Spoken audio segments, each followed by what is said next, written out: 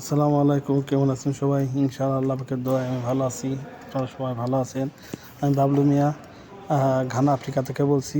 এই যে গোশ কিনতে যাচ্ছি, চলেন যাই গোশ হাটে কত কী দাম দেখি। এই যে অবশেষে আমি গোশ হাটায় চলে আসলাম, মানে গোশের হাট, গোটের মার্কেট, এখানে চলে আসলাম। এই যে আমি এই দোকান থেকেই গোশ কিনে থাকি সবসময়। এখানে গোশটাও খুব সুন্দর পাওয়া যায়, সবাই ভালো গোশ বেচে, কিন্তু আমি এই দোকান থেকেই কিনি। এই ভাইয়ের কাছ থেকে আমি গোশ কিনে থাকি।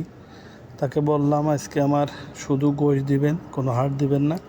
তো সেইভাবেই গোশ কাটা শুরু করতেছে, আমাকে শুধু আজকে গোশই দেবে। এই যে আপনি দেখেন মার্কেটটা কত সুন্দর, পরিবেশ পরিষ্কার আছে।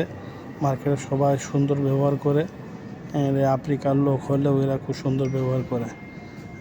এখানে উনি যে খালি গোশই কাটতেছে, আছে গোশ মাপা শুরু করছে। গোশের দাম হলো 1 পাউন্ড গোশের দাম হলো আমার এই দেশের 35 সেডি। আমরা যেমন টাকা বলি, এর টাকারে বলে সেডি। এই সেডির 1 পাউন্ড গোশের দাম 35 সেডি। তাহলে বাংলাদেশে 350 টাকা পড়ে 1 পাউন্ড গোশের দাম।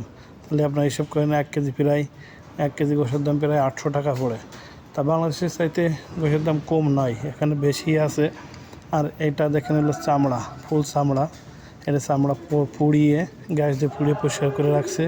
এইটা পায়া পরিষ্কার করে রাখছে। এটা সবাই কোনো কিছু ফেলানো যায় না। আমরা তো চামড়া খাই না, এদেশের লোক চামড়া খায়। সবাই ভালো থাকবেন, সুস্থ থাকবেন।